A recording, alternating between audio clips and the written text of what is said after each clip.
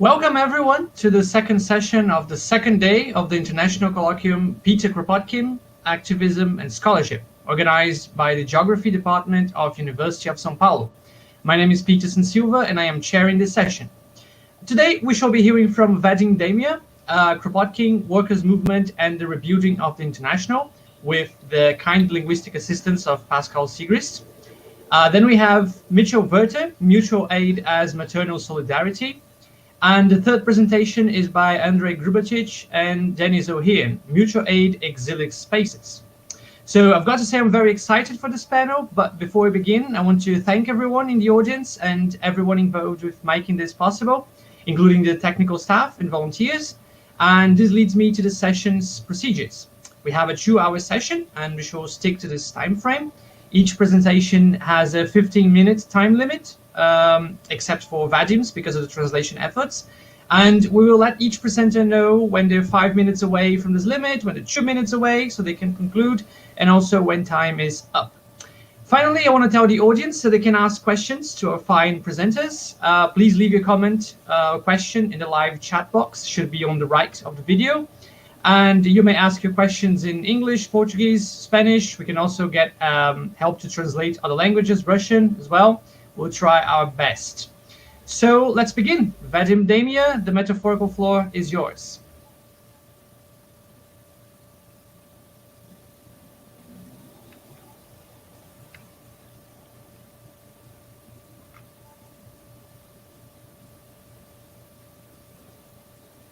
Vadim, can you hear us?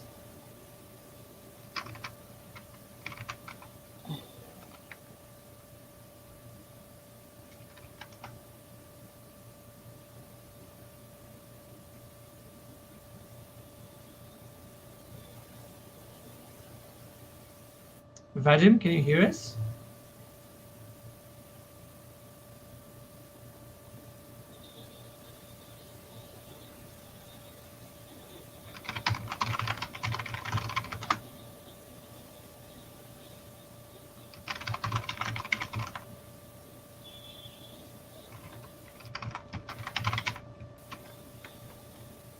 Okay, I think we're having some sound difficulties here. Let us go with first to Mitchell Werter, and then we circle back to Vadim. Is that okay, Mitchell?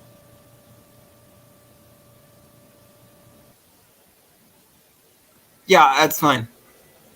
Okay, great. Thank you for all the presenters, all the organizers. I'm really excited to be speaking here. I hope you can see my slides. They are bilingual as requested. So it's Kropotkin as mother. Okay, and I'm going to start this off with a quote from Erika Malatesta. This was given a decade after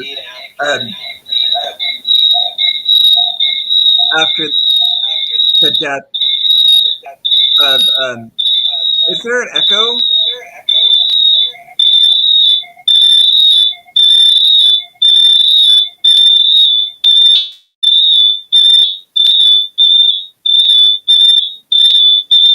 Vadim, I think it's coming from you. So,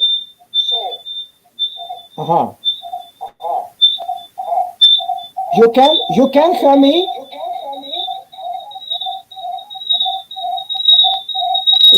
Connection. Can you mute that?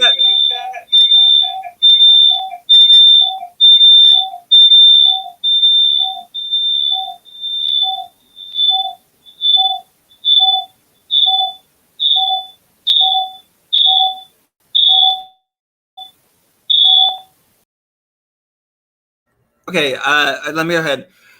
So anyways, Malatesta, a decade after Kropotkin's passing, he says, I remember the small attentions which I would call maternal, which Kropotkin bestowed on me. When one night in London, having been the victim of an accident, I went and knocked on his door. So my question here is, what does it mean that Kropotkin, one of the forefathers of anarchism, one of the patriarchs of anarchism, is here attributed with maternal attention, okay?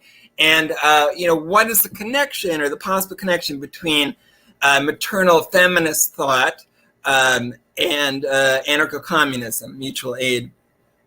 So before I get to the question of maternal, I want to talk about what's an attention, okay? So an attention is not yet the exertion of a free volition of a sovereign will, okay? An attention is an activity and a receptivity. It's an activity motivated by the passivity of one's awareness.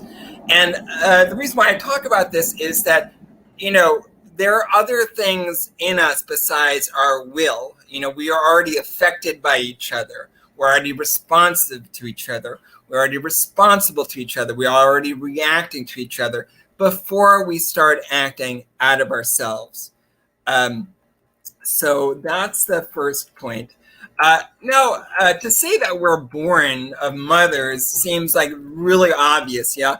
But oddly, if you look at the history of political philosophy and philosophy, since the Greeks, there's this very weird denial of the fact of birth.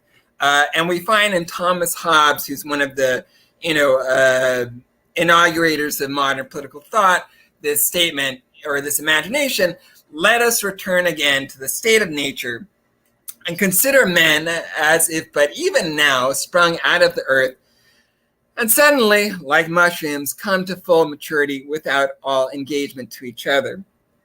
So there's two obvious things about this which strike me as pretty weird.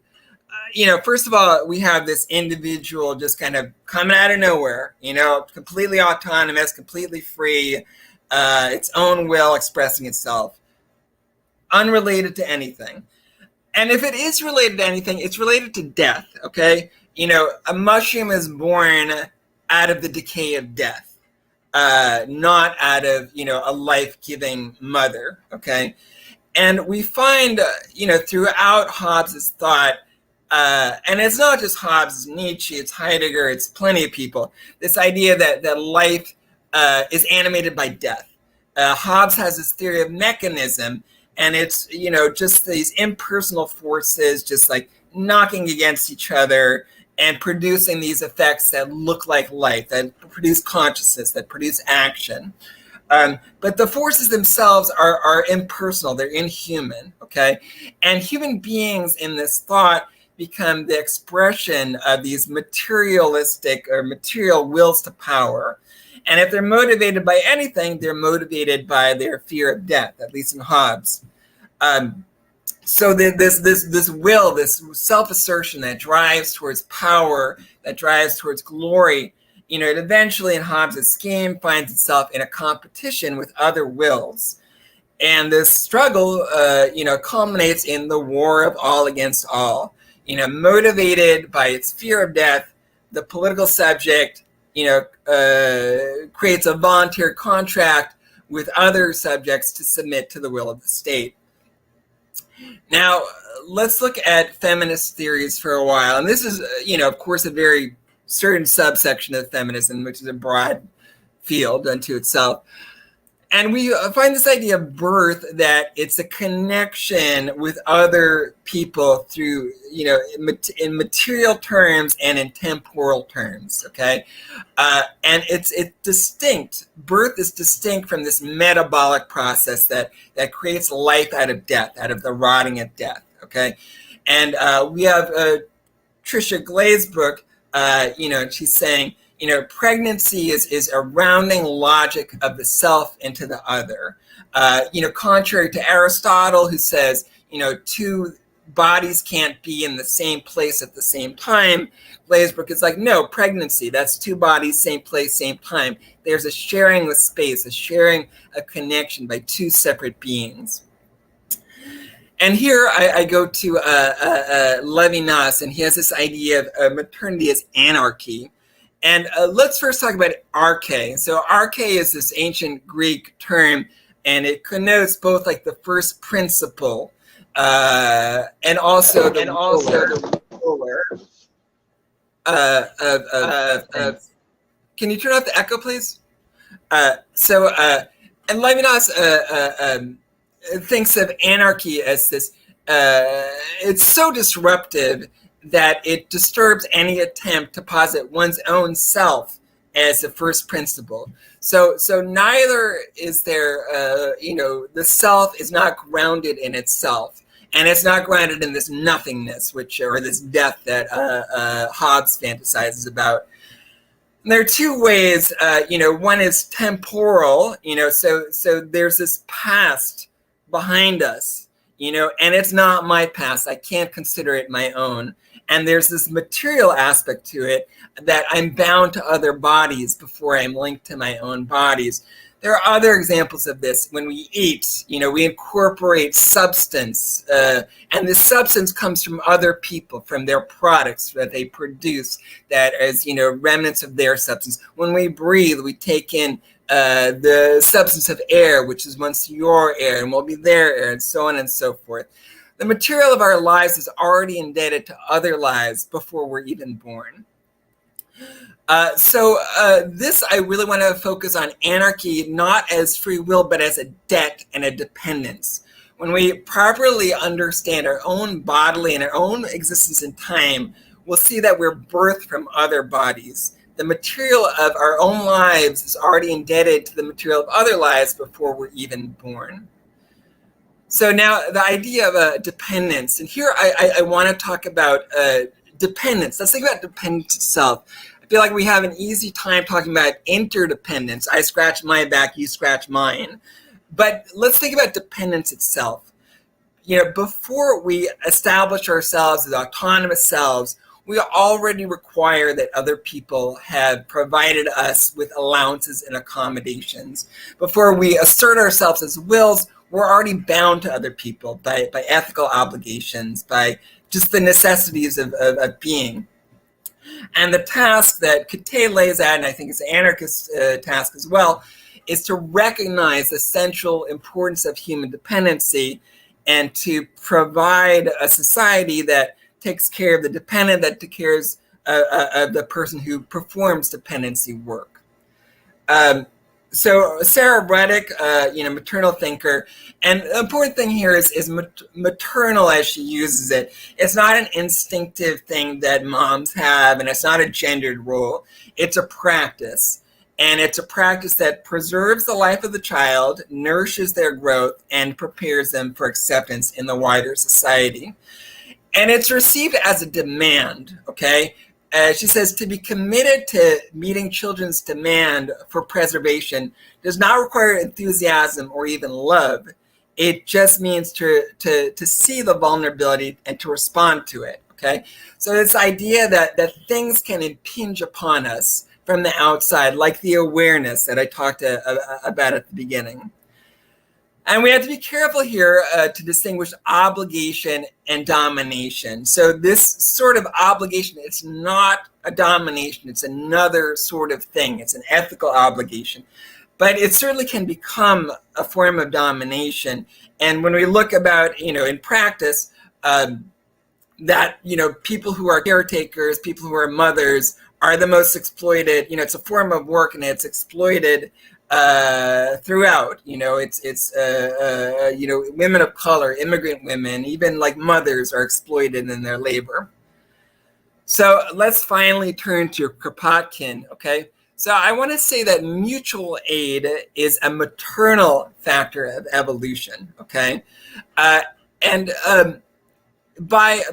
attributing mutual aid to the evolutionary instinct of a species, it's both a temporal, a claim of time, and a claim of physical material being, about how our material lives are dependent upon and responsible for the care of others. And I want to focus on the idea of aid. So it's not just mutualism. It's not just I do something, then you do something in return. It's that we require the aid, we're dependent on other people. Previous to this, natural selection was interpreted as the survival of the fittest, which is, basically just a scientific rationalization of Hobbes, this war of all against all.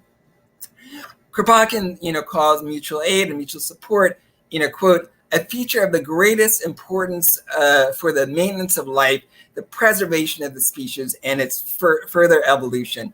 So here we hear the echoes of this idea of the maternal practice as providing a material basis for the sustenance of biological life, for needs and desires.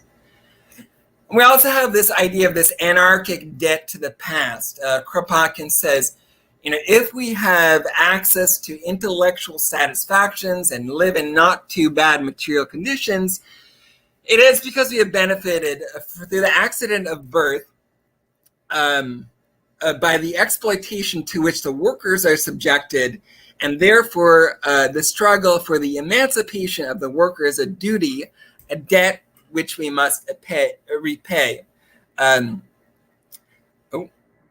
So, and this idea of debt, this anarchy of debt, this before our times, we already owe other people our material being. It makes the idea of private property absurd, because our own lives, our material being is already built on the efforts of other people who have, labored, suffered, and died to produce them. And we incur this debt before we emerge as individual selves, before we emerge as individual wills. And for this reason, Kropotkin concludes, it's absurd to claim that, any facet of this is my own private property. And this belief that we exist as atomized selves with wills unto our own really distorts the idea in which we are radically dependent upon other people. And I want to contrast this again with, this idea of voluntarism, and, egoist association and self-assertion. So we find in Stirner, this idea of association and, quote, if I can use him, I surely come to an agreement and reach an agreement with him to strengthen my power through this agreement and to accomplish more through combined force than individual force could achieve. In this mutuality, I see nothing beyond a multiplication of my strength, and so it is an association. So this idea that we join each other to, for the purposes of self-assertion, for the purposes of asserting our wills. And in Kropotkin, it's very different. Associations form in response to human needs, okay? They're always, or almost always presented as responses to human needs rather than vehicles for self-assertion, forming libraries, forming societies, forming,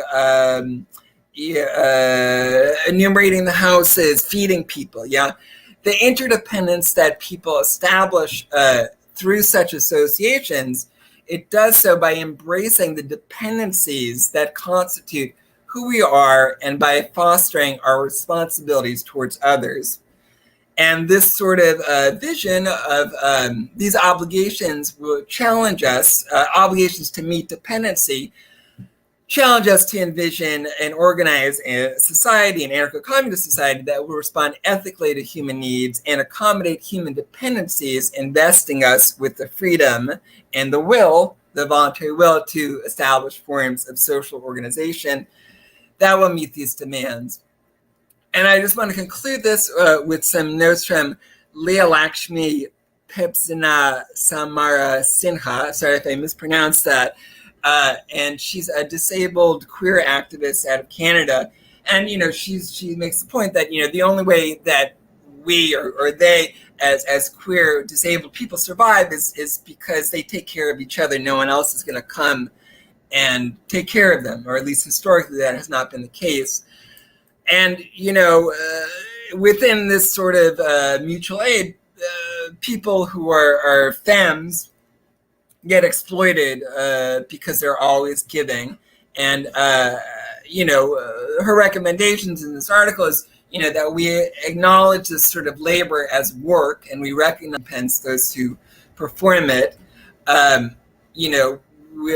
People who take care, should really be at the center of our thinking of anarchism, I'm going to say. And we need to treat them fairly, and this will also encourage, the cultivation of a broader culture of mutual care.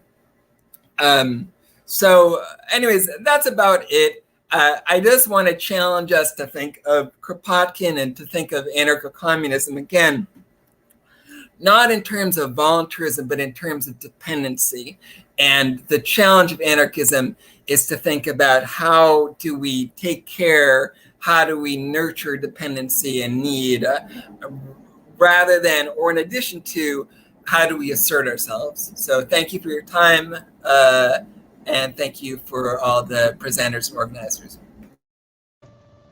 Thank you, Mitchell. Now I think we're ready for Vadim Damia and translation of Pascal. Мгм. Добрый день, дорогие коллеги. Тема моего доклада Петр Кропоткин и рабочее движение и восстановление интернационала.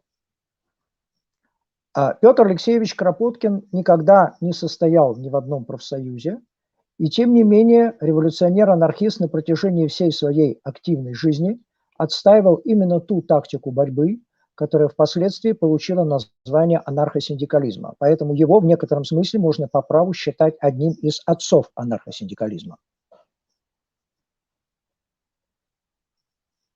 Vadim starts by thanking the audience. Okay, I think we have a bit of an echo there.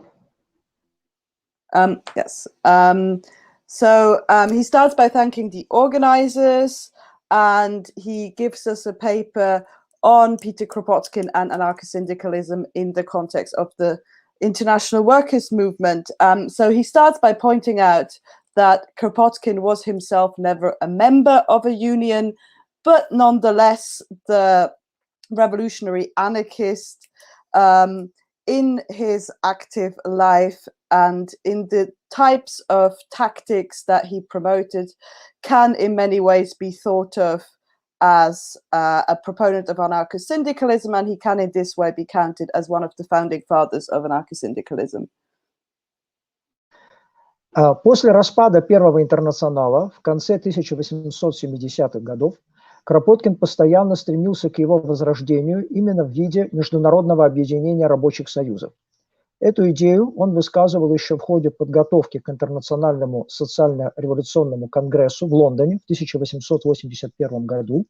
В переписке с итальянскими анархистами Карло Кафиеро и Энрико Малатестой перед Конгрессом он предлагал создать две параллельные организации. Первая должна была быть открытым и широким объединением рабочих союзов. Ей предстояло вести экономическую борьбу, проводить забастовки, а в момент революции организовать экспроприацию капиталистической собственности и государства. Кропоткин называл эту первую организацию стачечным интернационалом. Вторая организация, тайная, должна была сосредоточиться на радикальных акциях, в том числе акциях повстанческого характера. Собственно, эта идея двух организаций явно складывалась у Кропоткина под влиянием опыта Бакунинского альянса.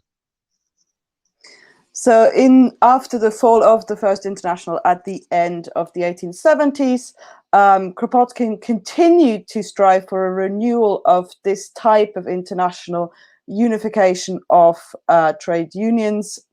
And this idea was expressed as early as in the preparations for the International Socialist Revolutionary Congress in London in 1881. And in his correspondence with the Italian anarchists Carlo Cafiero and Enrico Malatesta before the Congress, he proposed the foundation of two parallel organizations. The first was to be a broad and open unification of trade unions, and its task was to lead the economic struggle, to organize strikes, and to, in the moment of revolution, organize the expropriation of capitalist property and the state. Kropotkin called this the Strike International. And the second organization, a secret organization, was meant to focus on radical action, including uprisings. And the idea of these two organizations came to Kropotkin under the impression of Bakunin's alliance. Как известно, сам Конгресс 1881 года принял решение о воссоздании интернационала, но это решение осталось по существу формальным. В последующие годы Кропоткин все больше предостерегал анархистов от чрезмерного увлечения тактикой покушений, тактикой городской герильи, настаивая именно на необходимости массовых действий и экономической борьбы трудящихся, в ходе которой, как он считал, они могут подготовиться к революции. При этом он подчеркивал важность того, чтобы рабочие организации сохранили независимость от политических партий и от борьбы за политическую власть. В ноябре 1888 года Кропоткин посетил заседание Международного профсоюзного конгресса, который был создан в Лондоне по инициативе британских трейд-юнионов. Как он писал затем русскому революционеру-народнику Петру Лаврову, его глубоко разочаровали попытки социал-демократических партий и реформистских деятелей подчинить себе рабочее движение. Именно поэтому Кропоткин с самого начала критически относился к созданию Второго интернационала и к возможности анархической работы в этом интернационале. В переписке с нидерландским анархистом Домелом Ньювенхойсом перед Лондонским конгрессом Второго интернационала в 1896 году он советовал анархистским делегатам, которые все-таки решили приехать на конгресс, действовать наступательно и требовать осуществления той самой модели организации, которая существовала в Первом интернационале. Соответственно, в Международном объединении трудящихся должны были быть представлены не политические партии, не идеологические группы, а рабочие союзы, которые ведут экономическую борьбу с предпринимателями. Если они присылают делегатов, которые могут состоять в партиях, то это как бы их дело. Но интернационал должен быть именно рабочим, а не партийным. Впрочем, Кропоткин предвидел, что социал-демократы все равно сделают все по-своему. Так оно и произошло. В итоге анархисты вынуждены были покинуть Конгресс и Второй интернационал. Okay, so we know that the Congress of 1881 took the decision to indeed recreate the International, but it turned out to, in substance, be a rather formal recreation of that. In the following years, Kropotkin increasingly warned anarchists of an excessive enthusiasm for in the following years, Kropotkin warned anarchists of an excessive enthusiasm for tactics of urban guerrilla and attacks, insisting on the inevitability of mass movements and the economic struggle of the working classes, in the course of which revolution would be prepared. He underlined the importance of trade unions in keeping their independence of political parties and in the struggle for political power. In November 1888, Kropotkin attended the meeting of the International Trade Unions Congress, which took place in London on the initiative of British trade unions. As he would afterwards write to the Russian revolutionary Narodnik Peter Lavrov, he was deeply disappointed by the attempts by social democratic parties and reformist agents to integrate themselves into the workers' movement. And especially because of that, Kropotkin became increasingly critical of the foundation of a Second International and the possibilities of anarchist work within that framework. In his correspondence with the Dutch anarchist Domela Nieuwenhuis, in preparation for the London Congress of the Second International in 1896, he recommended anarchist delegates who still decided to attend to make a decisive demand for the implementation of those models of organization which had consisted the First International. The international unification of the workers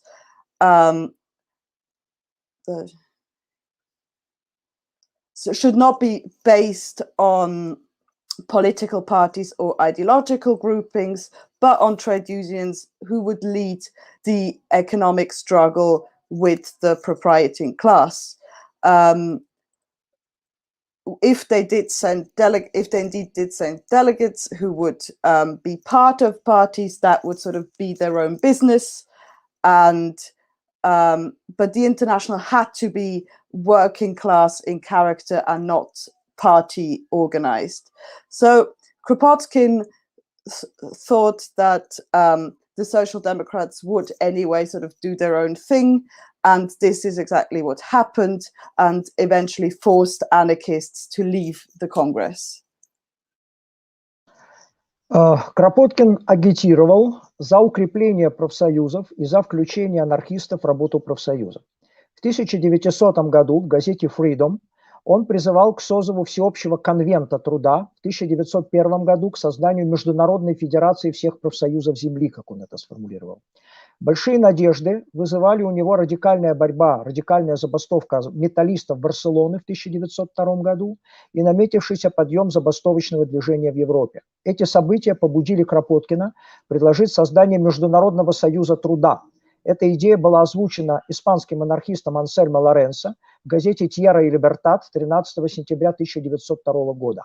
Был поставлен вопрос об организации рабочего интернационала, который должен был в общем виде выступать за социалистические цели, за социализацию экономики, самоосвобождение трудящихся, должен был готовить забастовки, вести борьбу против женского и детского труда, способствовать развитию кооперации, а в будущем разрабатывать планы социалистической экспроприации экономики. Но интересно, что в двух последующих номерах той же газеты ее издатель Федерико Уралес отверг эти предложения, поскольку они показались ему, как он сказал, упрощенными и обращенными в прошлое. Okay, so Kropotkin continued to agitate for the consolidation of trade unions and of the integration of anarchists in their work. In 1900, in the journal Freedom, he called for a meeting of a General Convent of Labour, and in 1901, for the establishment of an international federation of trade unions of the whole world. Big hopes were the radical strike of the Barcelona metal workers in 1902 raised high hopes in Kropotkin, as did the beginning of the strike movement all over Europe. These events encouraged Kropotkin to propose the foundation of an international trade union, of an international union of work. This idea, he announced this idea to the Spanish anarchist Anselmo Lorenzo in the journal Tierra y Libertad on the 13th September 1902. The question of the organization of the Workers' International, which was to stand up for socialist goals and for the socialization of the economy, the self-liberation of the working classes, prepare strikes, lead the fight, the struggle against women's and children's labor, and promote the development of cooperation, and in the future work out plans for a socialist expropriation of the means of production. It's interesting to note that in the two following issues of the journal, the editor Federico Urales rejected this proposition, calling it too simplified and a return to the past.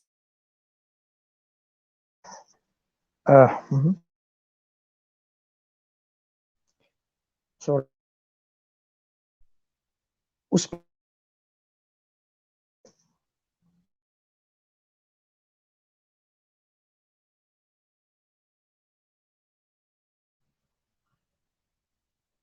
Okay. Успехи революционного синдикализма во Франции вызвали у Кропоткина новые надежды на осуществление его идеи об организации международного рабочего движения. Рабочие профсоюзы, по мысли Кропоткина, должны были стать организационной основой возрожденного антиавторитарного первого интернационала. Свое видение этого процесса Кропоткин изложил в письме к французскому анархисту Жану Граву 3 июля 1902 года. Разумеется, анархистское движение, по его мнению, не должно было растворяться в мирной синдикалистской борьбе. Профсоюзная работа была для Кропоткина не целью, а средством. Кропоткин предлагал, опираясь на симпатии к анархистам в рабочих массах Италии и Франции, Испании и Франции, созвать Международный рабочий конгресс. Новый интернациональный рабочий альянс должен был быть создан, по его мысли, целиком вне рамок социал-демократии. При этом внутри массового революционного рабочего интернационала следовало образовать ядро из убежденных стойких анархистов. Yes, so the successes of syndicalism in France again raised Kropotkin's hope in the realization of his ideas on organization of the international labor movement. Trade unions, in Kropotkin's sense, were to be the foundation of the recreation of the anti-authoritarian First International. His vision of this process was exposed in a letter to the French anarchist Jean Grave on the 3rd of July 1902. He suggested that the anarchist movement should, of course, not dissolve into the global syndicalist struggle. The labor movement was for him, or the trade union movement was for him always a goal, never a goal, but a means.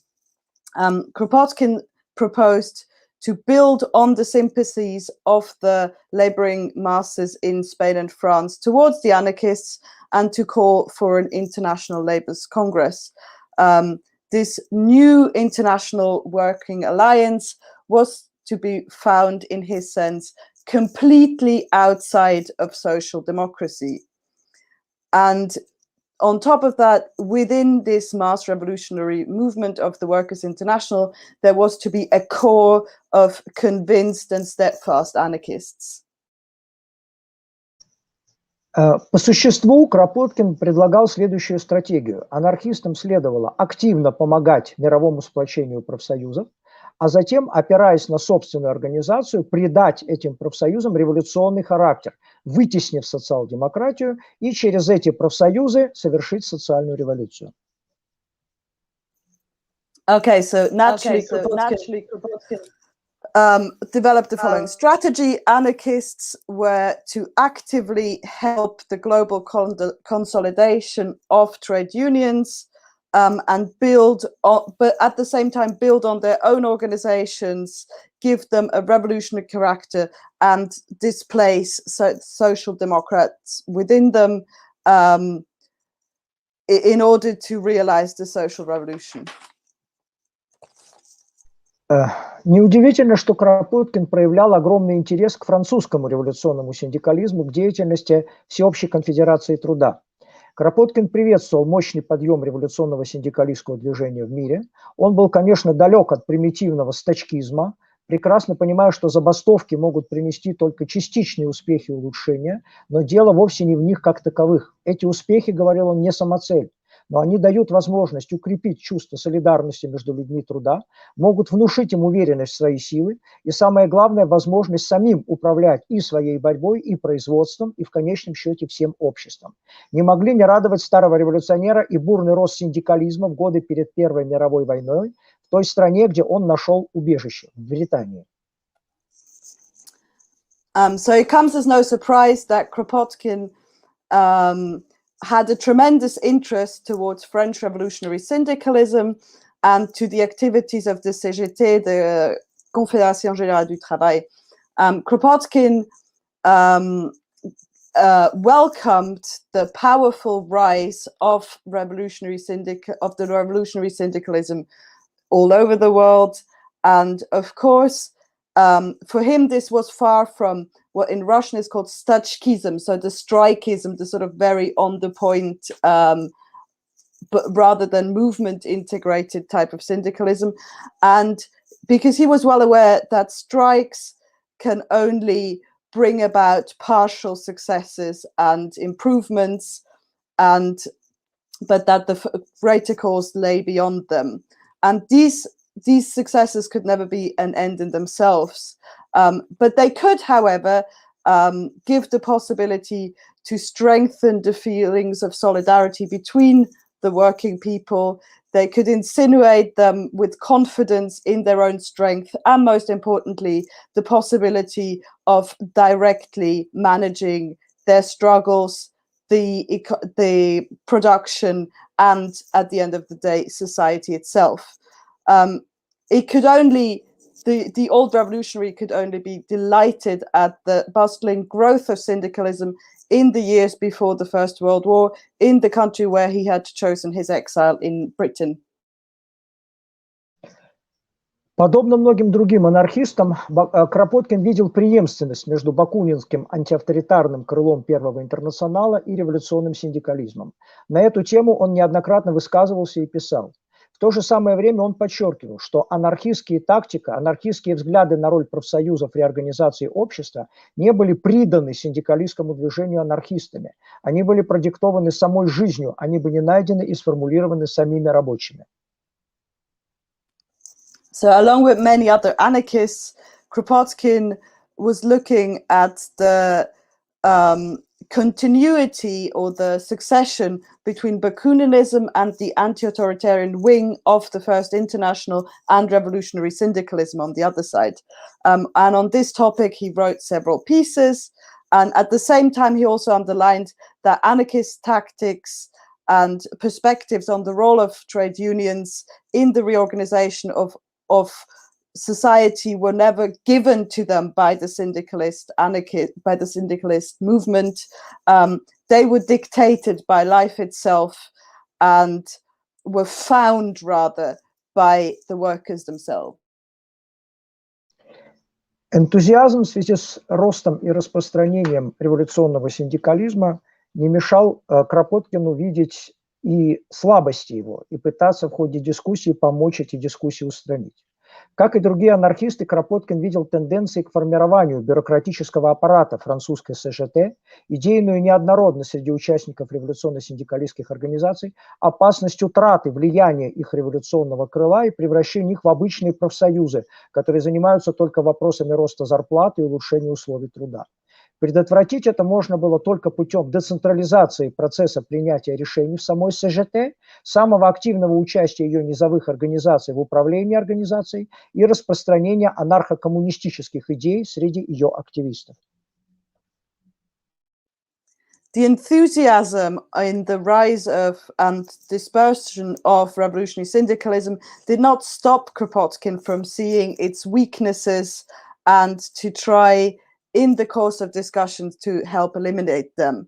As with other anarchists, Kropotkin saw the tendency of the formation of a bureaucratic apparatus within the CGT, its ideological unevenness, the ideological unevenness among the participants in revolutionary syndicalist organization, and the danger of the loss of influence of the revolutionary wing in the realization, and that they would, and again, this problem of like temporary gains, rises of salary, and improvement of working conditions. And the only way of preventing this was through the way of decentralization of the process of decision making within the CGT and the active participation of its lower and regional organizations in the orientation and dispersion of anarchist communist ideas among activists. Важную роль в этом процессе должна была сыграть дискуссия о целях и задачах борьбы и о контурах будущего общества. В 1911 году Кропоткин написал предисловие к книге членов СЖТ Эмиля Пато и Эмиля Пуже «Как мы совершим революцию». Позитивно оценивая ту общую идею революции, которую предложили синдикалисты, Кропоткин делал вывод о том, что Пато и Пуже, как он говорил, платят еще довольно большую дань прошлому, то есть марксизму. Их синдикальная утопия не вполне последовательно разрывает с централизмом и с нормами старого общества, считал Кропоткин.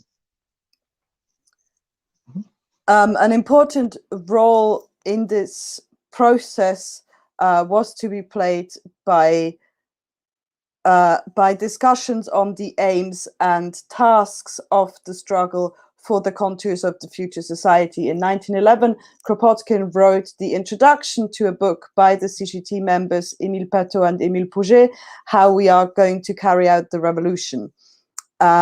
He positively noted the general idea of a revolution which the syndicalists proposed, and Kropotkin concluded that, but still Kropotkin concluded that Patot and Pouget paid too much tribute to the past, that is, to Marxism. Their syndicalist utopia didn't completely break with the centralism and the norms of the old society. В годы перед Первой мировой войной синдикалистское движение появилось в британских профсоюзах. Мощные всеобщие забастовки угольщиков и транспортников перед Первой мировой войной внушали Кропоткину оптимизм.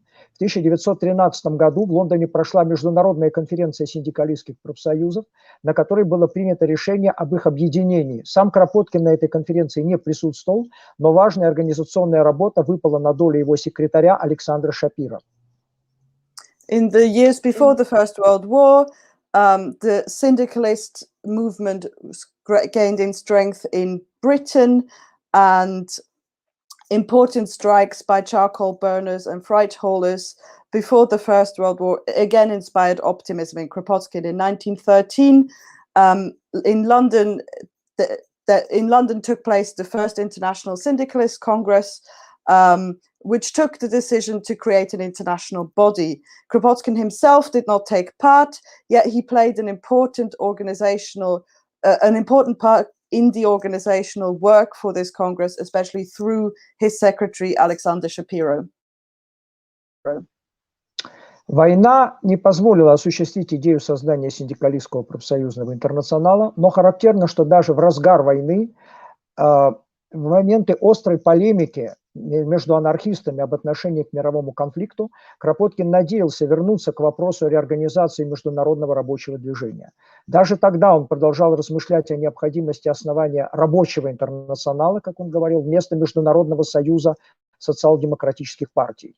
Интернационал, созданию которого он готов помогать, должен быть международным профсоюзным объединением рабочих, преследующим свои экономические цели, которые надо понимать в самом широком смысле перестройки экономической жизни общества, его производства и потребления. Так писал он в 1916 году Марии Корн.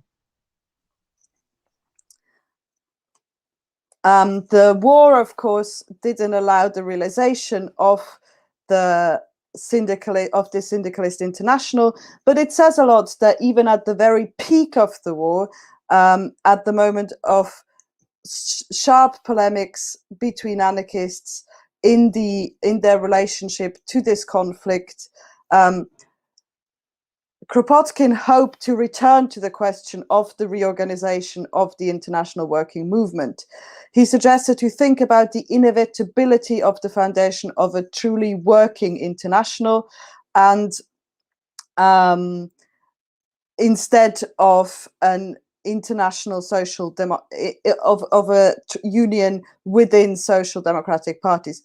The international which he hoped to help found was to bring together international trade unions oriented, as he wrote to Marie Goldsmith, or Marie Korn as her nom de guerre, it's oriented towards its own economic goals, which were to help in the most broad sense, the economic reconstruction of the life of society, its production and consumption.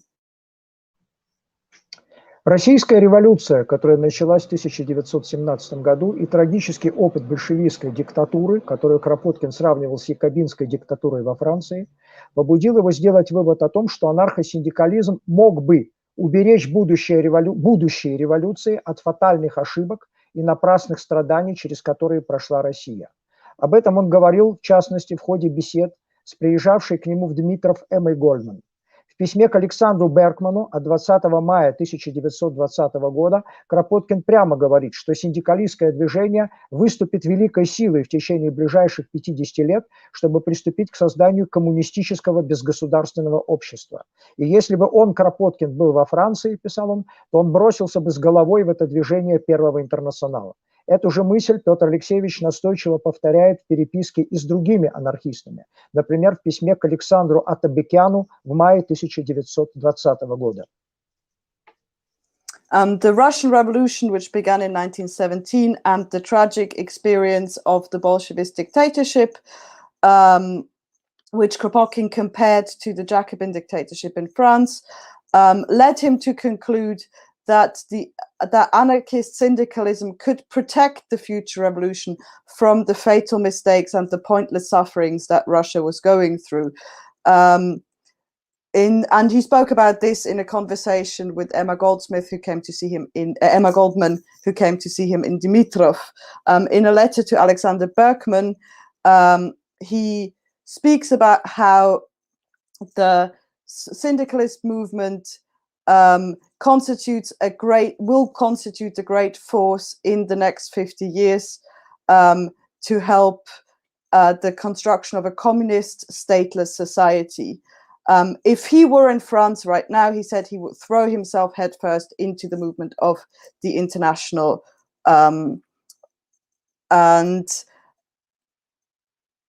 and in this sense, he emphatically repeated in his correspondence with other anarchists, for example, Alexander Atabekian in May 1920.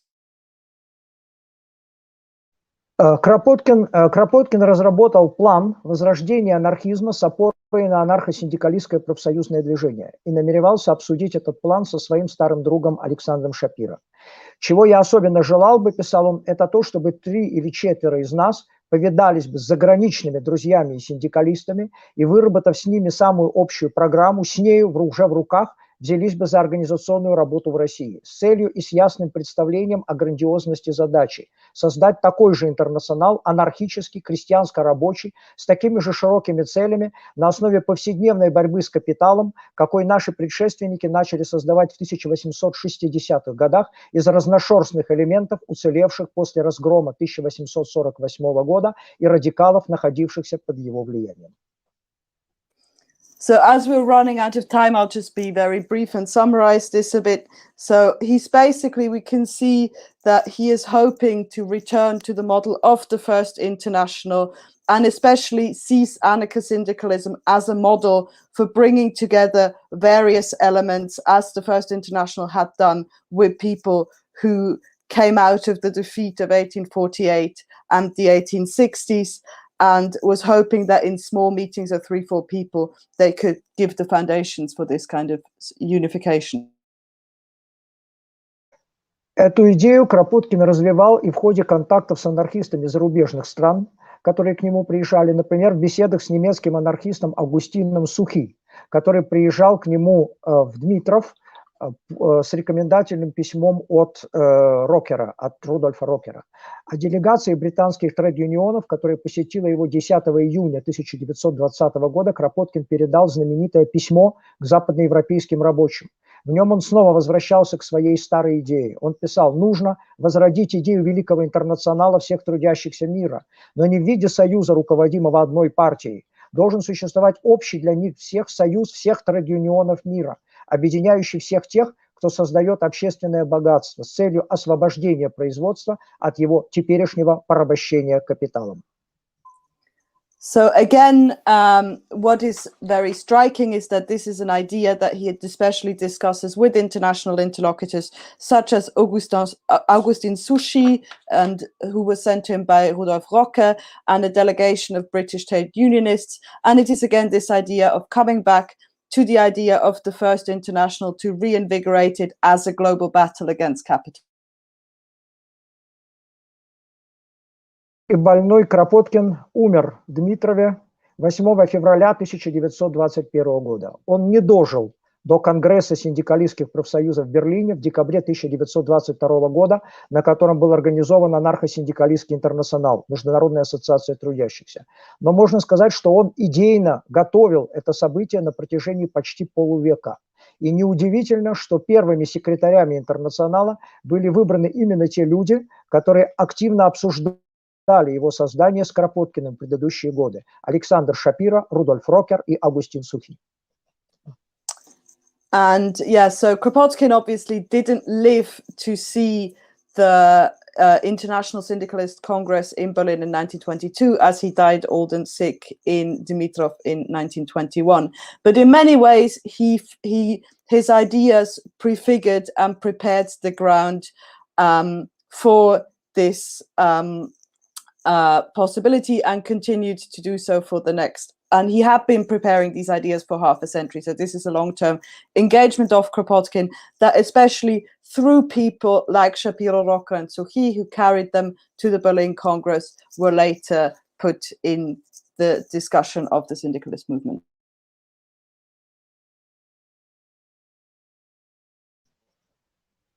Thank you for your attention. Thank you for excellent translation, Pascal. Thank you, Vadim. Thank you, Pascal. And now to the final presentation. Denis couldn't make it today, so only Andrei Grubacic is going to present.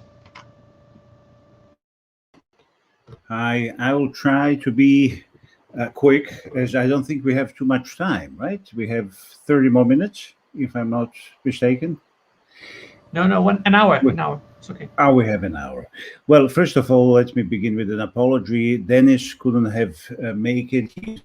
He has very bad internet. But also, not just with an apology, but also an acknowledgement. And that's acknowledgement of two comrades that have passed relatively recently.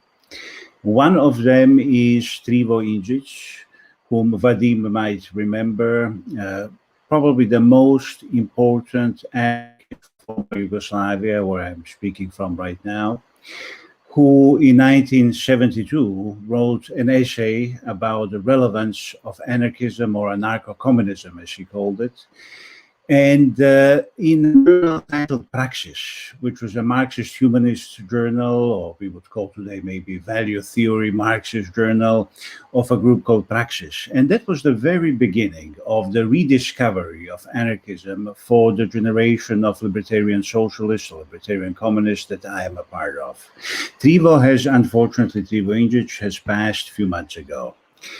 The other person who helped me in many ways discover Kropotkin, who died almost 1 year ago, is David Graeber. And I would like to take this opportunity to mention David and to mention the enthusiasm and appreciation he had for Kropotkin, which was immense.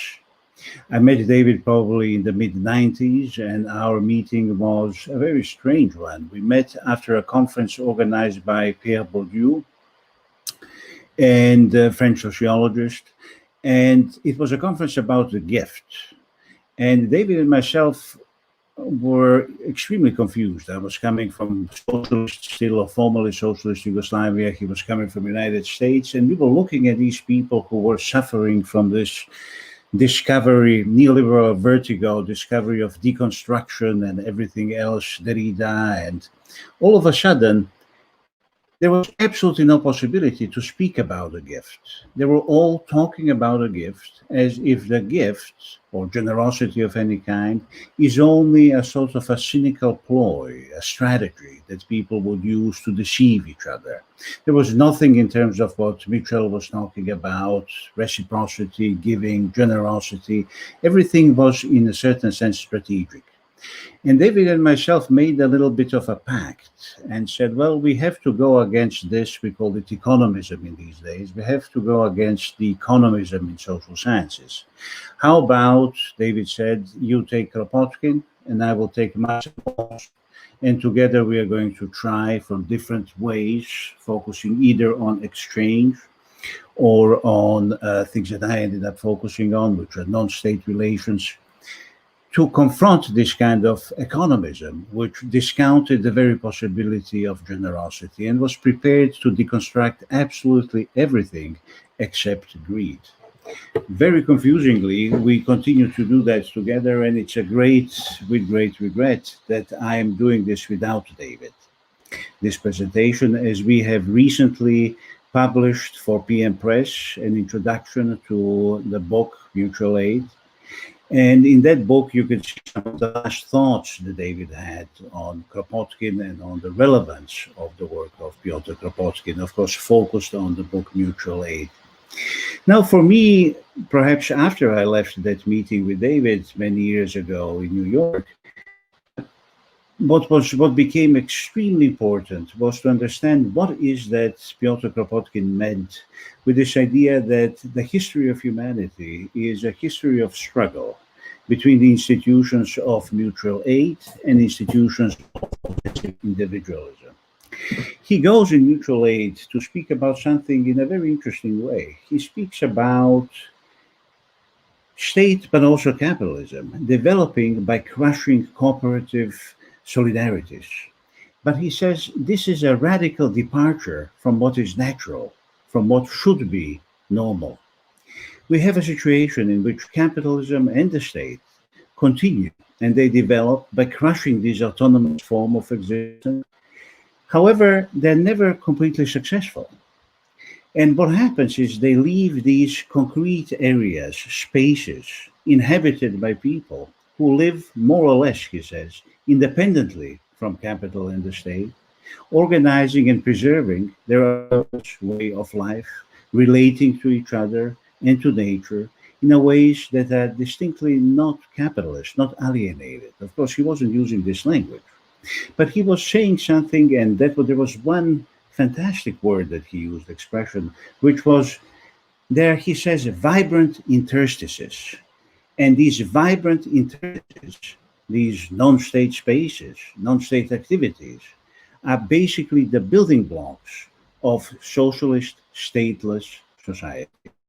And ever since then, and I was still relatively young, for me it began this interesting intellectual struggle of understanding what are these vibrant interstices that Kropotkin was talking about. What are these relations and relationships of mutual aid, and how can we understand them? Perhaps with his advice, and his advice was, I think, on the page 14 of Mutual Aid in the new edition by PM Press, in which he says that the role of radical scholars is to go back to history, and with the help of everything that is available for us today, all the tools of contemporary ethnology, ethnography, and so forth, to go back to the past and to resurrect, so to speak, all of those institutions and practices that used to unite people. Enough, he said, with those things, with that focus on conflict. We should finally start looking into those things, practices, ideas that people used in order to live in solidarity. And that is the true task of radical scholarship. So for me, that project became something that I started calling anarchist anthropology. There are many different names. Abdullah Öcalan, I'm a great fan, rebel sociologist from Kyrgyzstan, he calls it sociology of freedom. There are other terms, of course, and there are other that we can use. Boaventura de Sousa Santos, who I believe is well known in Portugal, is using a term that was always helpful to me, sociology of absences and sociology of emergences. It basically captures this double movement, intellectual movement of Kropotkin, which means sociology of absences, understanding all of these real existing institutions and practices that were actively produced as non-existent, as non-valuable. And sociology of emergences, trying to construct on the basis of those same practices that were made previously invisible, something that is actually better and something that is and could be a block of a different, new, free society. So I think that this Kropotkin's intellectual double movement, this call for a new social science that we can call anarchist anthropology or sociology of freedom, whatever we decide, is something that is extremely important and something that we should really go back to. After a detour that I think we took in the 90s and perhaps the beginning of the 2000s, I think that rediscovery of this focus on generosity, on relationships of reciprocity, mutual aid, solidarity, and so forth, is something that scientists, not only social scientists, but scientists in general, should make into focus of their inquiry. What for me and for Dennis became very important is to understand what is the relationship between mutual aid and development of historical capitalism. When I read about vibrant interstices, I didn't really know how to study them. Kropotkin didn't leave us much traces. He said, you look for these vibrant interstices. They're relatively independent from the processes of state and capital. But he didn't say how. And he really didn't say where to find them. He, of course, left some traces and some hints, but they were not definitive. So the most immediate place to look was the work of anarchist anthropologists. Pierre Clastres immediately came to mind. I devoured his Society Against the State, which is a beautiful book. He has this famous epigraph that many of you remember, I'm sure, that the history of people without history is history of their struggle against the state. And he was immensely helpful, but to a point. And so was his disciple, James Scott. And James Scott continued this line of thinking. And James Scott wrote, finally, I think in 2009, his book on Zomia appeared, the book about non-state spaces. He was inspired by Kropotkin, but he never mentions Kropotkin, and he never really writes about mutual aid, which is very curious.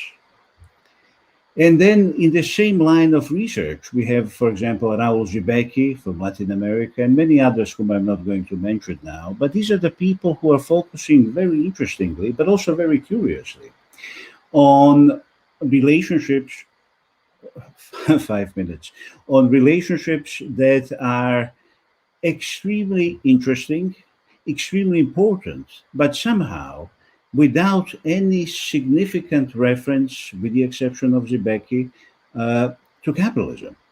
So for Dennis and myself, the idea, which finally came in a form of a book, Living at the Edges of Capitalism, Adventures in Mutual Aid and Exile, our idea was then to try to understand capitalism from the perspective of mutual aid. Now, this was extremely difficult and not very easy, and our way out, and the way for me to understand vibrant interstices, perhaps, was Fernand Braudel. So, French historian who wrote beautifully about what he called black holes in the capitalist world economy. And he said something to the effect, you can look at world history, and you're going to be able to find these spaces that are relatively independent from capital. They're part of what I call material life, I'm paraphrasing.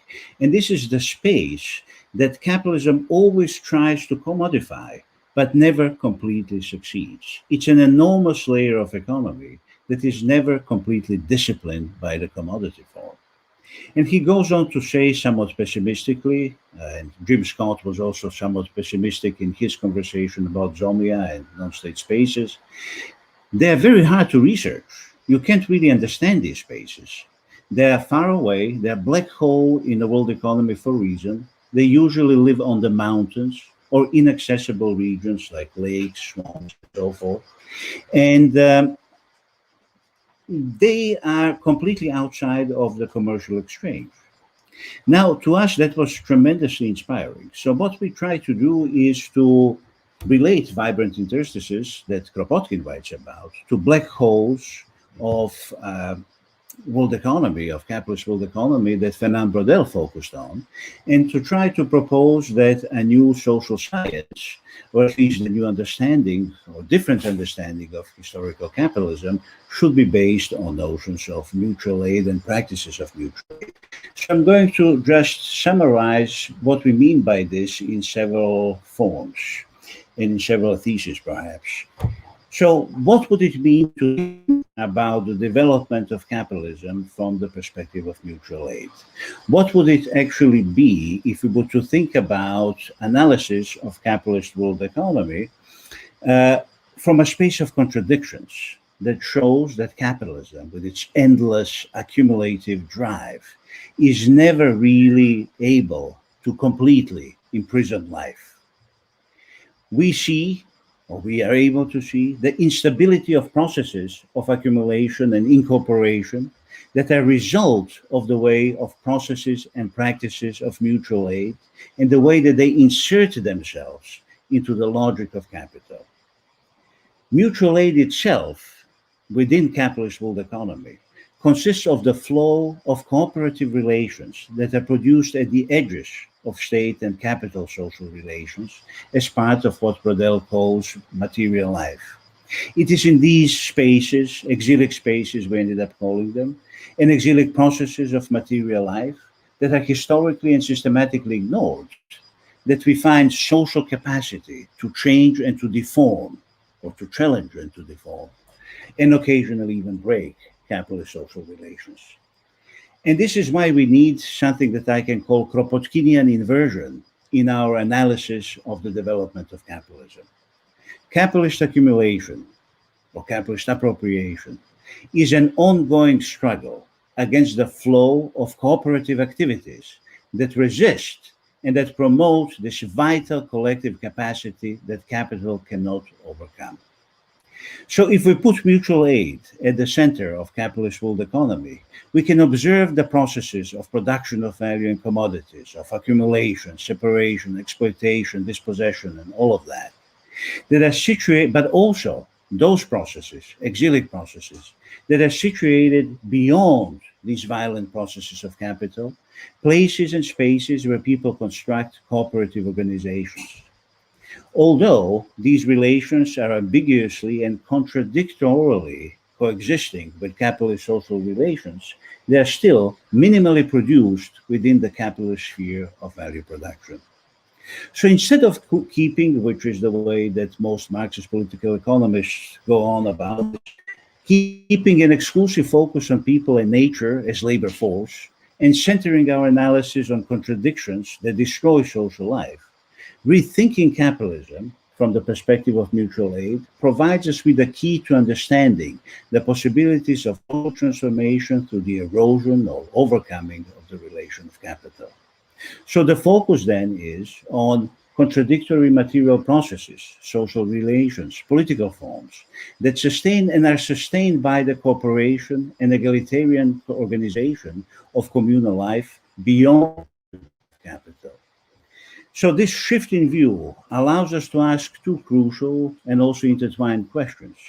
How does capital and state reincorporate the lives of specific local communities, and how do specific local communities resist and escape social relations imposed by capital and the state?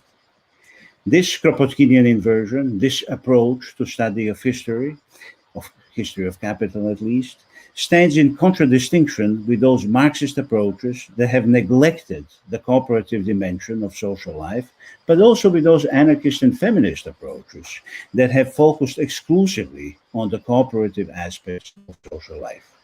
In other words, what we are doing, and I'm going to conclude with this, is we are inviting other social scientists to start thinking about capitalism and other forms of domination from the perspective of mutual aid, and to go back to this idea that Kropotkin wrote so eloquently about so many years ago, that the history of civilization, the history of the world, is nothing but a history of struggle between institutions of mutual aid and institutions of possessive individualism. But in this struggle, we have every reason to be optimistic. Thank you. Thank you. Thank you, Andrei. Thank you again, everyone. And we already have some questions and comments from the audience. So first to Mitchell, I think we highlighted the comment a few minutes ago.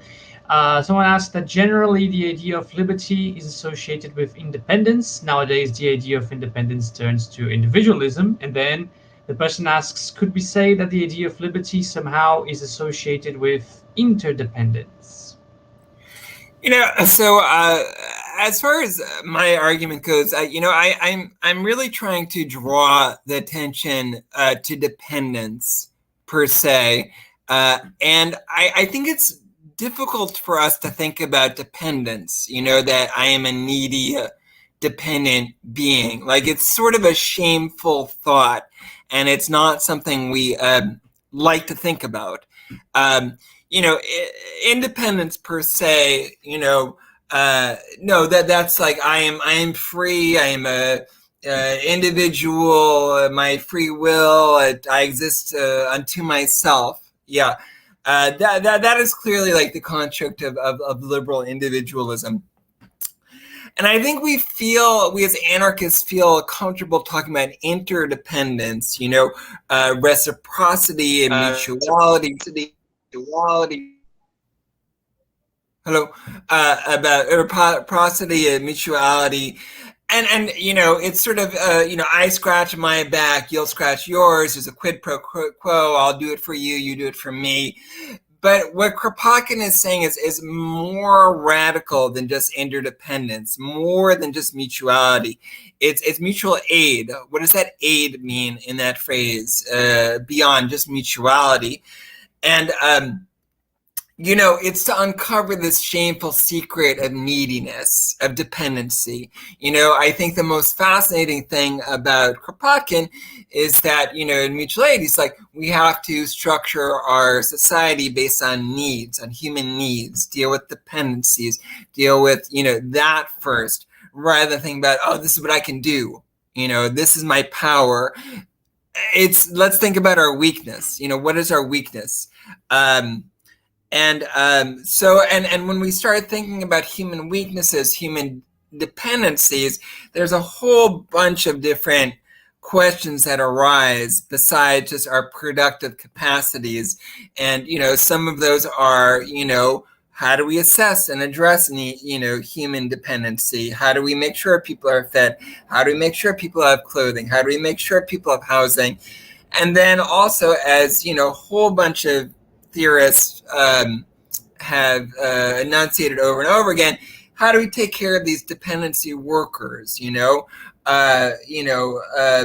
Almost everyone who studies this says, mothers are abused. That's just a fact. The mother is your first provider of needs, but also the first person that you treat like crap. Domestic laborers are treated like, terribly, and it's the most like super exploited people who wind up doing these, this sort of labor, immigrant women of color and so forth. So, and that focus on dependency, like before we start talking about interdependence, before we talk about, you do it for me, I do it for you, let's think about how do we center dependency itself, and what does that mean? So, in response to your question, I'm sort of doing a rhetorical trick, and it's a little bit dishonest on my part, but I want us to think about dependency itself before we start talking about interdependence.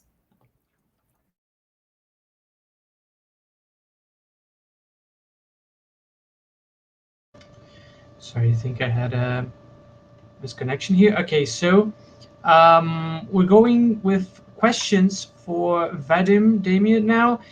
There's a series of questions actually by Caio Nunes da Cruz, and there's about influence on fora theory strategy, Emilio Lopez Arango's thought, the debate between industry federations and commune federations, division between libertarian and free communism in anarcho-syndicalists like Pierre Bernard, tension between collectivism and libertarian communism, and the reconstruction of anarcho-syndicalism in Russia in the 1980s with KAS and Kropotkin's influence on KAS. So we have translated these questions into Russian privately for Vadim, who's going to reply, and then Pascal is going to help us translate the answer. Так, я попробую отвечать как можно короче, попроще, с тем, чтобы было легко переводить. Вопрос относительно фора. Да? Значит, надо сказать, что фора, аргентинская фора, была первой синдикалистской профсоюзной организацией, которая открыто признала анархический коммунизм в качестве своей цели. Do you want me to go right away? So Fora was the first organization to openly acknowledge its anarchism, the first trade union organization to openly endorse anarchism.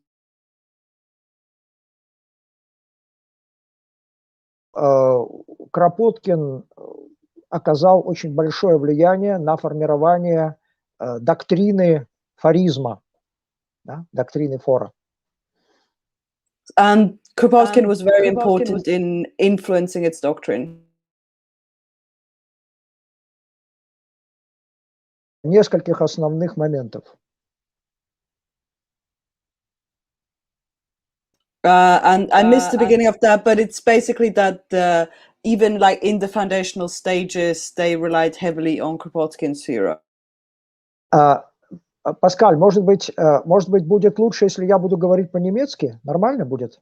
Не, на русском хорошо, но это просто вопрос. Окей. Значит, чуть подольше, во-первых... потому что если я каждую фразу... Хорошо, будет так проще, хорошо. Значит, во-первых, Кропоткин оказал влияние на понимание Фора философии истории, да, критика индустриально-капиталистического общества, критика индустриалистского капитализма и представление о будущем обществе как основанном на свободной коммуне, прежде всего. Вольная коммуна как основа будущего свободного анархистского общества.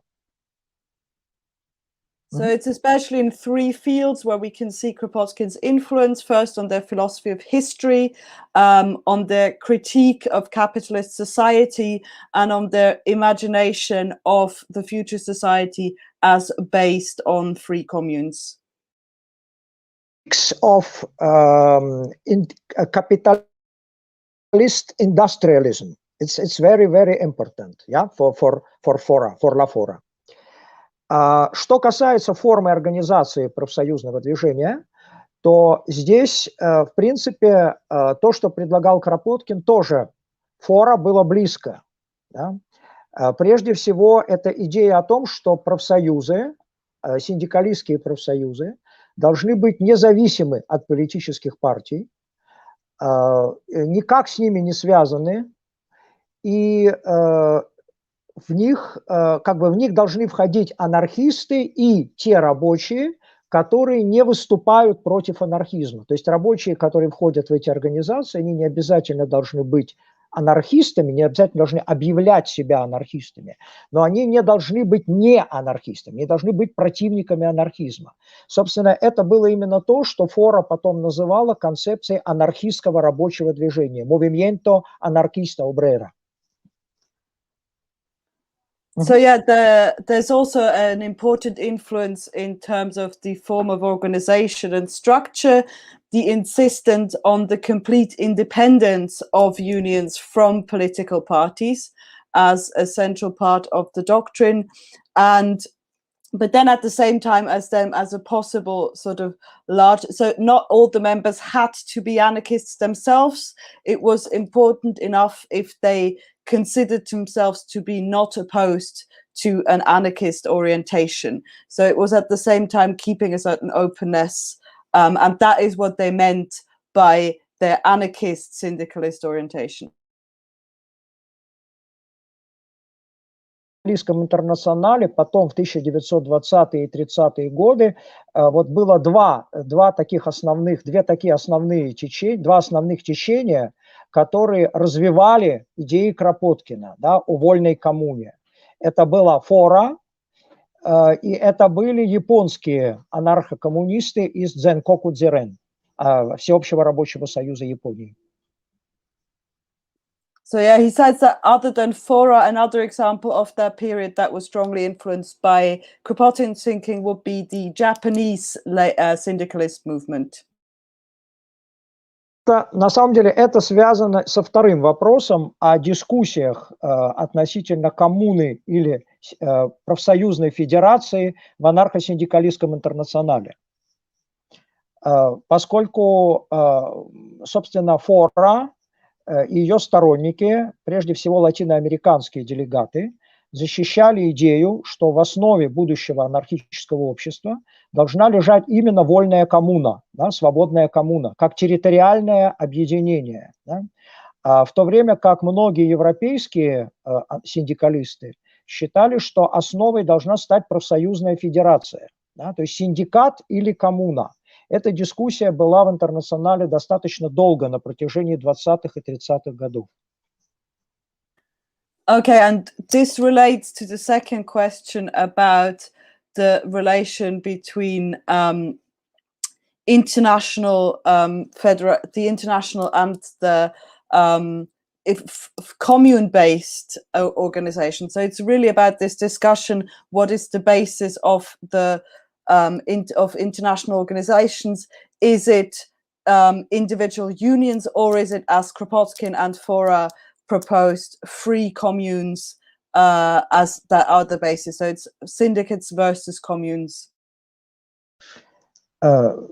Соответственно, в 1931 году на Конгрессе анархосиндикалистского интернационала разгорелся острый спор об этом, но вопрос решен не был, и было принято решение провести референдум среди секций интернационала, какую идею они поддерживают, да, создавать профсоюзные федерации в масштабах мира или нет, да, реорганизовать ли анархосиндикалистское движение на основании синдикальных, отраслевых, да, industrial federation или нет. И референдумы, в общем-то, так и практически во многих секциях не состоялись. И поскольку в это время, к середине 30-х годов, большинство латиноамериканских секций, включая Фора, были разгромлены диктатурами, то в 1935 году на Конгрессе интернационала, где уже не участвовали латиноамериканские секции, было принято решение, что да, реорганизовать международное движение на основе Industrial Federations. Но практически это так и не было сделано, потому что в 1936-м началась Испанская революция, и уже, в общем-то, было не до этого. Okay, so in 1931, there was a very, very ardent debate as to whether to found a global anarchist syndicalist union based on the principle of communal federation versus rather than industrial federation. And the Latin American participants, as the dictatorships in Latin America took hold, no longer participated in this Congress. There was a decision to hold a referendum on whether to base that was in which the Latin American nations no longer participated, and also the Spanish Civil War obviously imposed limits on that. Но и отчасти с этим связана и позиция Пьера Бинара, да, французской секции интернационала, и его представление о разделении между либертарным коммунизмом и свободным коммунизмом, анархическим коммунизмом. Для него это были две разные вещи. Он считал, что либертарный коммунизм – это общество, основанное, это анархическое, ну, как бы общество на пути к анархии, это еще не полная анархия, это синдикалистское общество, это общество, основанное на профсоюзах и их федерациях. Эти, так сказать, федерации профсоюзов могли вступать между собой в отношения, федеративные отношения, но это еще не полная анархия. И только на втором этапе, да, это уже должен был быть полный анархистский коммунизм. Собственно говоря, это была вот эта вот попытка обосновать синдикалистскую форму общества как такую переходную, да, между существующим капиталистическим обществом и будущим свободным анархическим обществом. Okay, so the question about Pierre Besnard, what is interesting for Vadim here is that he distinguished between a libertarian kind of society that was based on syndicates and that was not yet a full realization of an anarchist society, but that it was framed as a stepping stone, as a possible intermediate phase towards free syndicalism that would be the full realization of anarchist organizations rather than syndicalist one. But the idea of syndicalism as an intermediary stage in the path to anarchism is what he's stressing here. So libertarian communism as a kind of transitional model between existing society and free anarchist society. Yes. И последний вопрос был относительно КАС, да, Конфедерации анархосиндикалистов и возрождения анархизма, анархистского движения в России после период перестройки и после перестройки. Значит, могу сразу сказать вот что. Собственно, Кропоткин и идеи Кропоткина для, так сказать, тогдашних главных активистов КАС роли не играли. Они были в основном скорее сторонниками Прудона, да, прудонизма, то есть они себя называли сторонниками безгосударственного рыночного социализма, stateless market socialism. Да. И анархокоммунисты были, сторонники анархокоммунизма, сторонники взглядов Кропоткина были внутри КАС в меньшинстве. Собственно, КАС, хотя и назывался анархосиндикалистским, по сути, это была такая anarchist federation, что-то вроде, такая плюралистическая организация. И, конечно, это долго не могло существовать, и где-то в начале 90-х годов различные течения внутри российского анархизма, они разошлись в разные стороны. Да? И, собственно, КАС сейчас уже больше не существует. Основные его лидеры сейчас так или иначе ушли из анархизма. Вот. Осталось лишь очень немного ветеранов. Но вот наша организация КРАС, да, Конфедерация революционных анархосиндикалистов, мы как раз были первой организацией, которая возникла в 1991 году и заявила, что она ориентируется на идеи Кропоткина и на анархосиндикализм одновременно. Okay, so for the question about CAS and so the syndicalist movement that emerged after after perestroika and in the 90s, and Vadim here says that Kropotkin's idea did not play a very important role for CAS. They called themselves Proudhonists and were following Proudhon's model and were advocating, you may have heard, as he said, stateless, what was the term used? Stateless,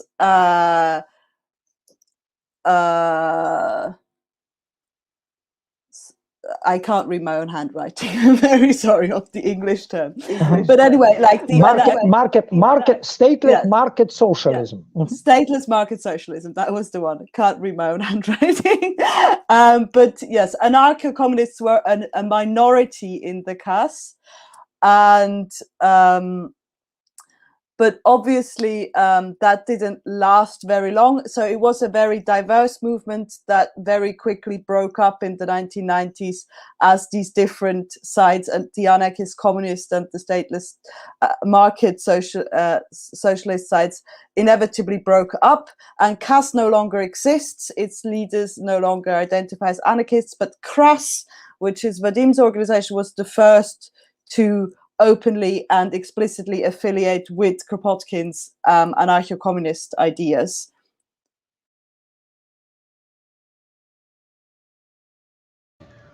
Okay, we have two questions for Andrei, and then I don't think we have very much Sorry. Unfortunately.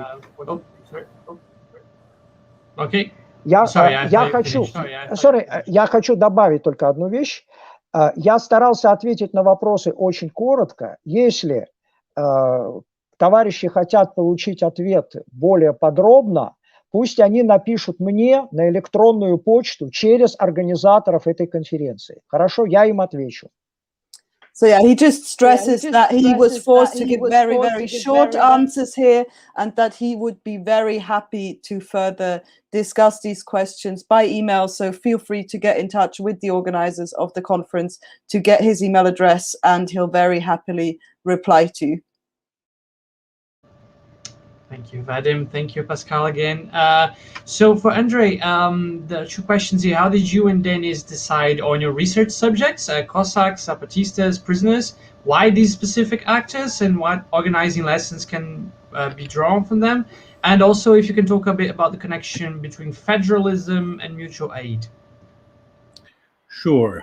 So basically, what we try to do is to understand. Well, we went a little bit into a dialogue with Jim Scott, and that whole notion that you can write about spaces that somehow escape capitalism, but without mentioning capitalism at all. The problem of political autonomy, as it's sometimes called in social sciences, Hannah Arendt, Michel Foucault, and many others come to mind. People who focused their attention on political institutions and who to the excluding capitalist social relations, which then made it very difficult to understand how these non-state spaces, actually stateless democracies, whatever you want to call them, how they actually exist within the capitalist world economy, and what do they mean for capitalist world modernity, capitalist modernity, and the other way around. So basically, what we then try to do is to also confront a little bit of an excessive optimism in Raul Zibecki and Colectivo Situaciones and many other people, mostly writing from Latin America, who were seeing all of these manifestations of mutual aid, of exilic spaces, of non-state activity as completely independent from capitalism. And we did not think that this is true. What we actually were able to see throughout our research is that all of these spaces that escape to an extent social relations of capitalism, spaces of concentrated mutual aid, if you will, are still very much within capitalism, but also at the same time outside of capitalism. So they occupy this contradictory location, at the same time extra-systemic, extra-state, and intersystemic. It's an interesting paradox, an interesting ambivalence and ambiguity, but that was what we discovered. Now, why did we focus on these three instances? It's the first one, the one about the Cossacks, Russian Cossacks, is fascinating because this is the non-state space before capitalism.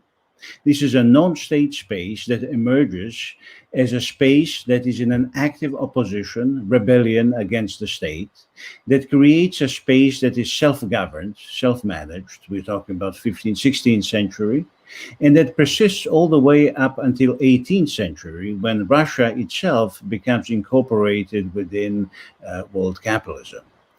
Now, the second one are the Zapatistas, which are a slightly different case, different instance, which we have chosen because they are restructured non-state space or restructured exilic space, very much like the Kurdish Rojava today, that emerges out of this contradictory movement because in itself it hasn't been completely incorporated, the Eastern Chiapas region. And then what we have there is a different historical dynamic at play. We have a resurgence or exilic reappropriation of space.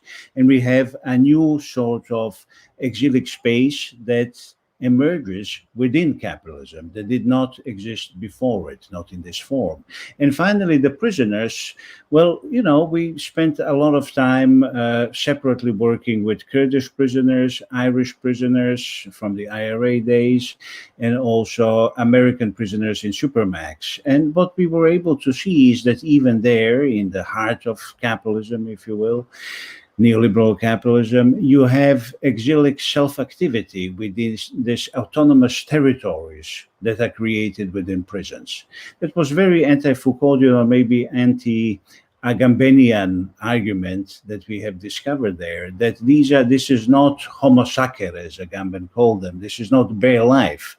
This is a situation in which bare life, situation of almost complete despair, has been mobilized to create insurgent communities who are populating these autonomous territories created in prison. I know that in Brazil there's some research that is pointing to something similar in relation to the First Command of Capital, I believe is the name of the prison gang, sort of a non-hierarchical organization of these gangs. And I think it's an interesting argument.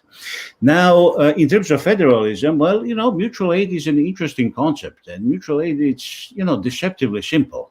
So the way that I think about mutual aid is I usually define it as a sort of ever-renewing collective instinct to institute cooperative forms of human and also non-human life. So it becomes two things. It is, on one level, a form of communistic cooperation, everyday communism, David Graeber used to say, that we need, that is necessary for human survival. But at the same time, it is something more. It is this collective instinct that is the very core of human sociability. So if we think about mutual aid in these two aspects, I would say that federalism is probably the most accurate, most natural, if we want to use this word, political expression of mutual aid.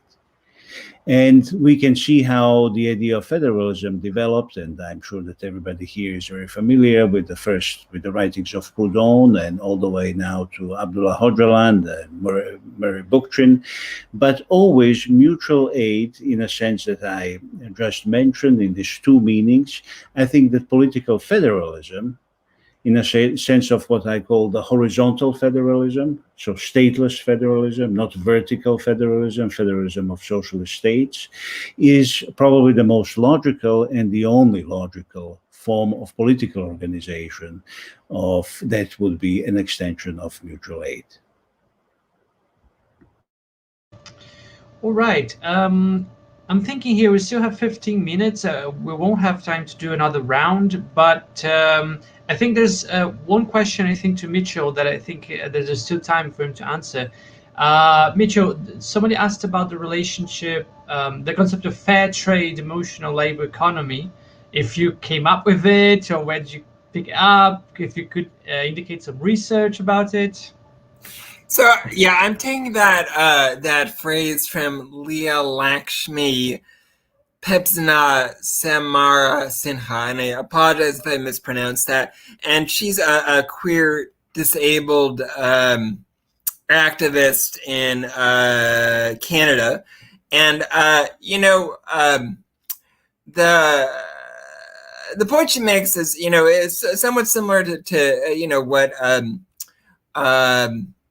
Andre is bringing up about exilic spaces. It's hey, nobody is going to take care of us. Nobody's watching out for us, so we have to take care of each other. So she's not in. I don't. She is proposed by AK Press, but I don't know whether it's.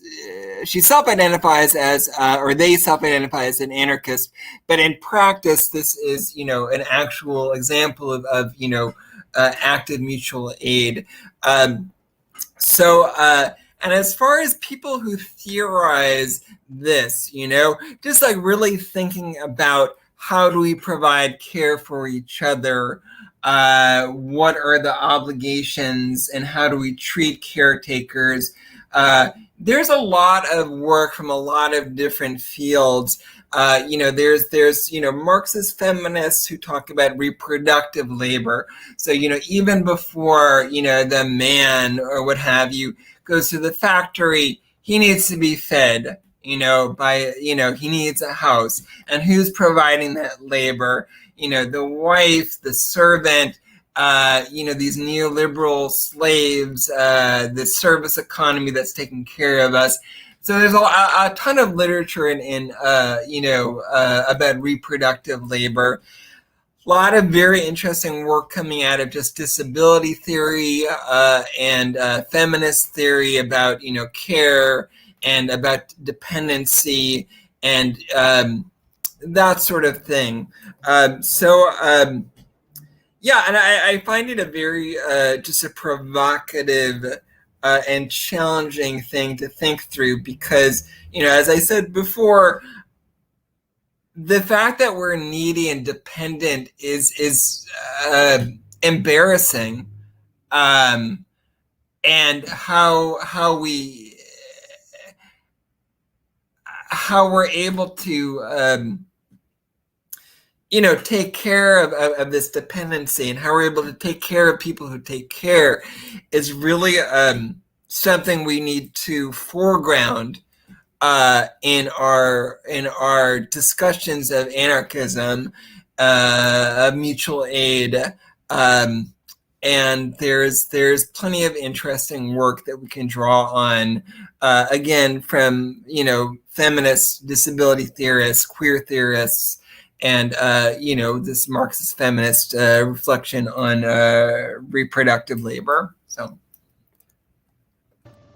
all right. Okay, folks, so I'm thinking this is it. We are reaching the end of this session.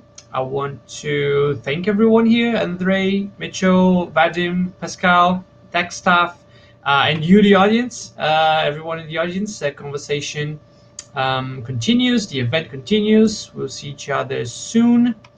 And I think that's it. Bye-bye.